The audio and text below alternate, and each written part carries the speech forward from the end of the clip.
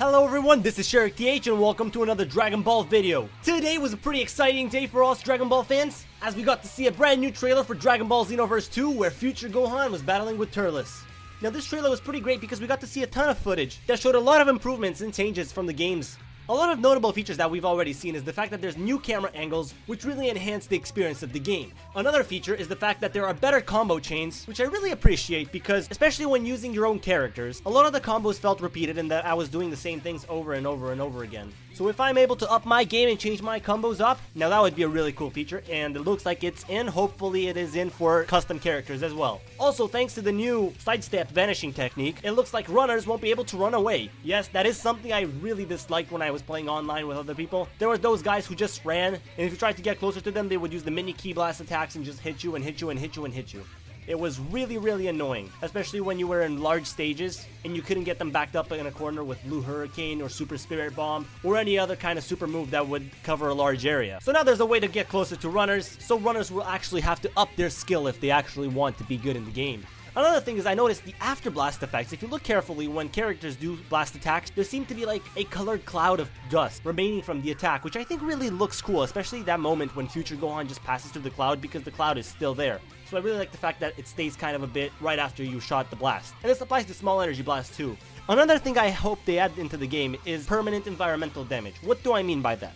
I mean, if you blast a crater into the ground, or if you destroy a giant rock, I hope it stays like that for the rest of the mission or battle, which makes the game more realistic in that regard. And honestly, it would be a really cool side detail.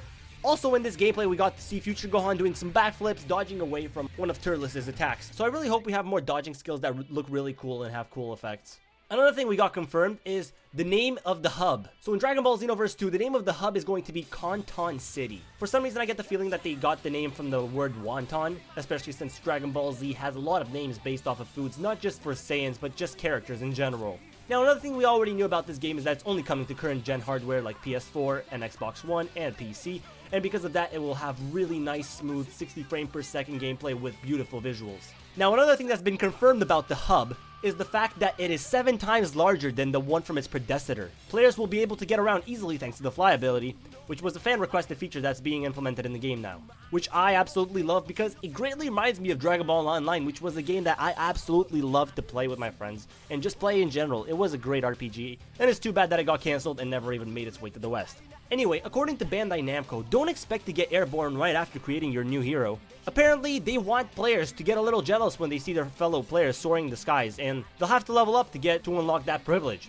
With that said, it would look pretty insane when hundreds of players are zipping through the skies. Now, another thing about that is the fact that there are vehicles available in the game. Capsule Corp hover pads are available for people who haven't quite learned how to fall toward the ground and miss. Which goes back to Dragon Ball Online again, because if you didn't have the fly ability, you could get around through hoverboards, which was once again a great feature that allowed for fast travel from place to place. Now, when it comes to missions, there's plenty of areas to do the missions, and apparently there's going to be a variety of undercover missions. Missions will take players to areas including Frieza's ship, literally on the inside, or if you're feeling competitive, you can take on fellow players in the new versus mode. Bandai Namco says they'll be offering free updates long after the game's 2016 release.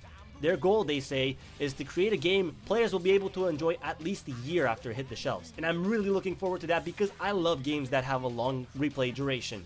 So that's it for today on Dragon Ball Xenoverse 2 news. If you guys have any more news, don't forget to hit me up in the comments down below or on Twitter with my Twitter name @SketchyGame. Don't forget to like and subscribe if you haven't already. And guys, have a good day, mates.